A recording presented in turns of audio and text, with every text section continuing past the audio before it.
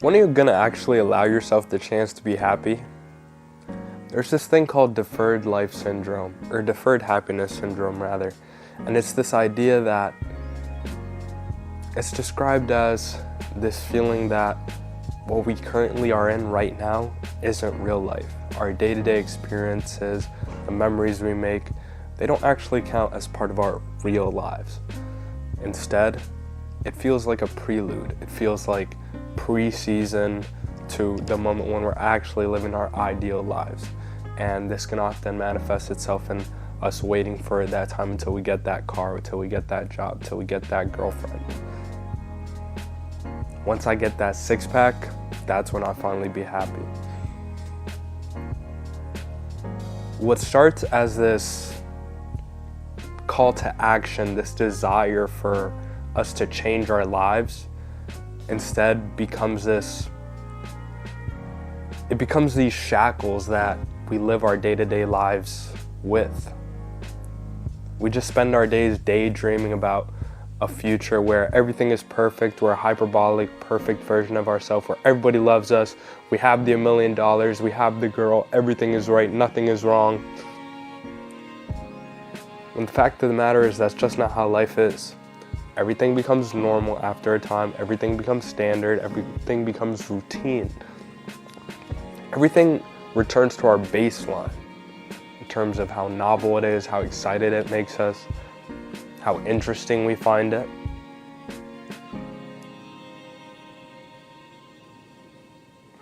Over time, that phone, that car, that girl, they're just gonna become part of your everyday life. That's not to say you can't appreciate them for what they are, but it becomes so much easier for us to forget about how special it made us feel at the time and then just get caught up in, this is normal. This isn't anything out of the ordinary. I'm just used to this. This is, of course, my Lambo. Yeah, it's always been there. It's been there for a year.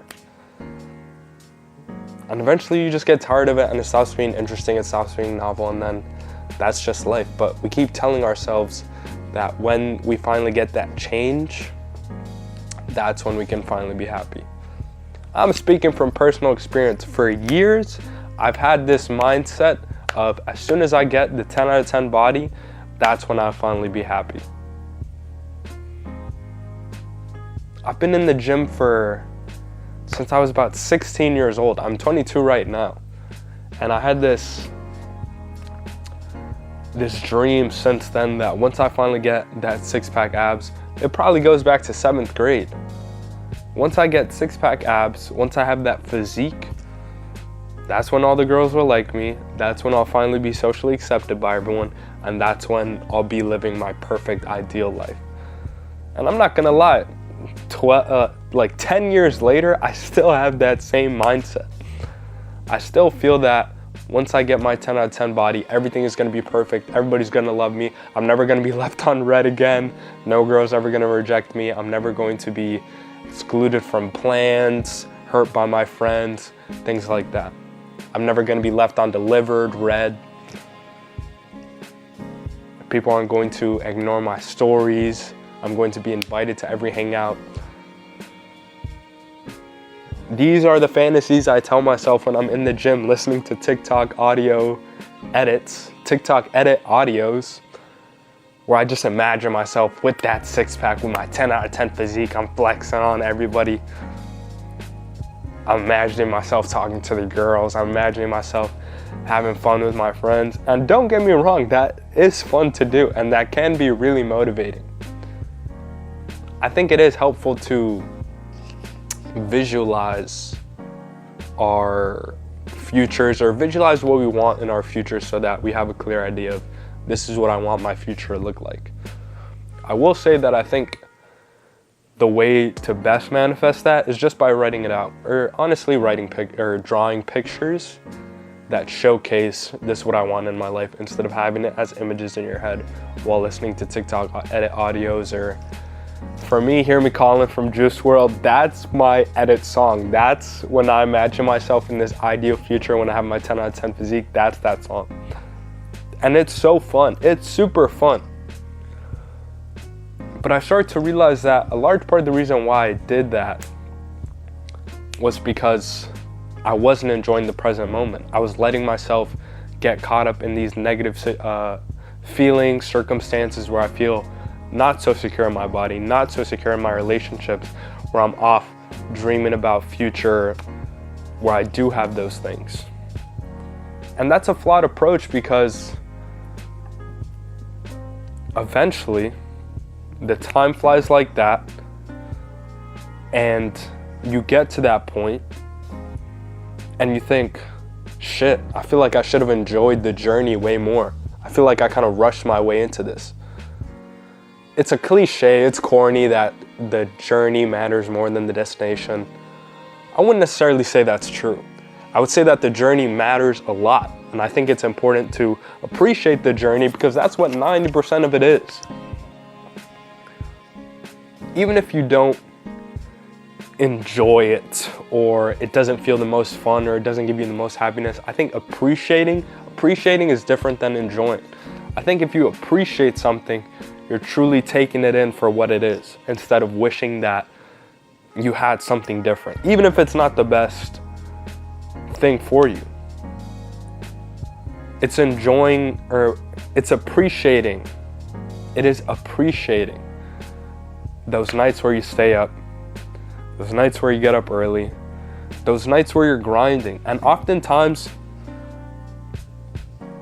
a lot of successful people have said that by the time they got to the destination, oftentimes they found out that it was the journey, it was those nights. Kobe Bryant has this great quote where it's the days where you're waking up early, the days where you're staying up late to work to your goals, those are actually the dream. Not those goals that you had, that you were trying to achieve. It was actually the day-to-day process of working hard. That is actually what the dream is. And I think there is merit to that. I think there is value in the journey, that we have to appreciate the here and now. We have to appreciate the 5,000 workouts we have to have before we finally have that ideal, perfect physique that we want. Because then otherwise we spend our time dreaming, about that time when I have that perfect physique. But then we get to it, eventually we get to it. And then 5 years have gone by and we're like, shit, I didn't really appreciate that, and now it feels like a major part of my life has gone away. I definitely relate to this. I relate to this. So many of my workouts, I've been in this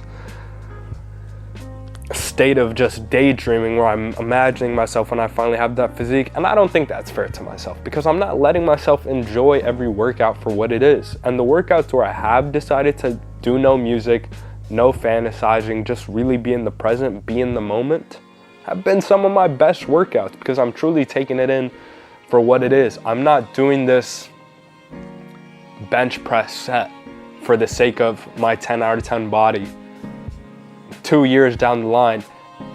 At that moment, I'm doing as many reps as I possibly can at this weight and hitting as many reps as I can. That is what matters most in that moment. And then for the next set, and then for the next set. And then I'm truly able to enjoy and appreciate that workout for what it is.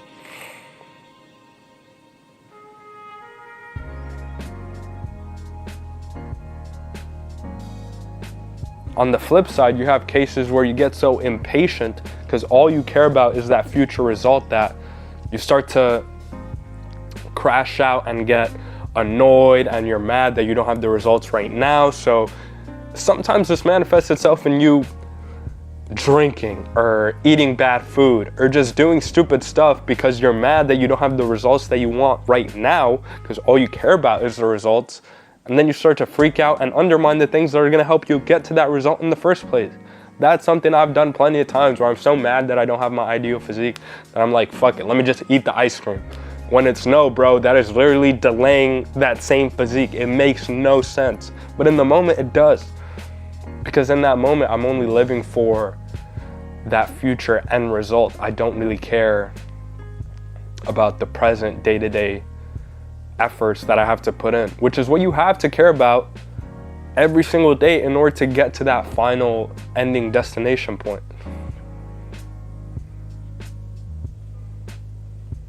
You don't read a book only so that you can know its ending. Otherwise, there would be no point in reading any story. We would just look up the summaries on Wikipedia. the point of a story, or the point of reading any book, is to see the story, to see the journey. I'm not going to watch Lord of the Rings and be like, okay, I don't really feel like watching this. Like, oh, they're going on this quest to get rid of this ring. I don't really care. Let me skip to the end just to see what happens. Like, no, the ending doesn't matter without everything that came before it. That's what makes it meaningful. And if you don't appreciate it, and if you just spend the whole trilogy waiting for the ending, then it's like, oh damn, there were so many fire moments that I didn't appreciate or see for what they were. So this idea of just delaying your own happiness, not letting yourself be happy right now, and instead daydreaming of a time when you finally can be happy, I think it's foolish, and I think that's one of the quickest ways for years of your life to go by, and then you end up thinking, damn, I'm finally at this point, but I feel like I didn't really go around and smell the roses. Now I'm here, 5 years have passed, and I guess I can enjoy the fruits of my labor, but it would have been nicer if I took it in for what it was at the moment. So, my advice to you guys, my advice to myself, stop daydreaming. Stop with these fantasies of when you'll finally be happy. Enjoy today for what it is right now. You can be happy today. Enjoy it for what it is. Make the most of it.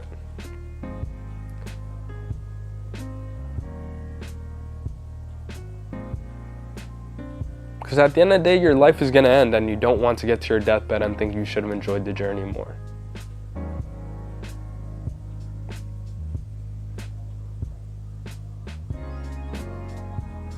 The story only isn't important because of the way it ends. It's the road we took to get there that often matters just as much, if not more, than the ending. So, be present, enjoy every single day. This is a reminder to myself.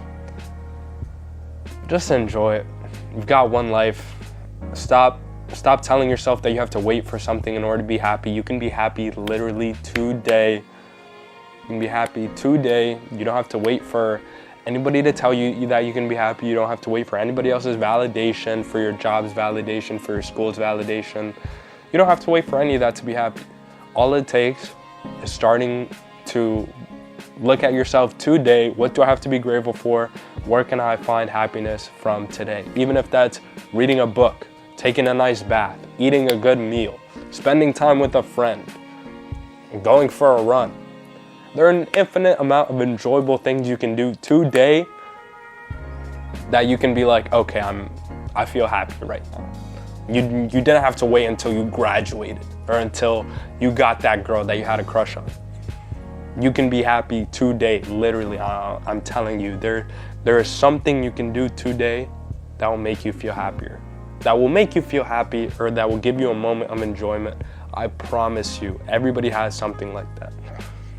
That's all I want to say in this video. Peace. I love you guys. Sayonara. See you later. Deuces.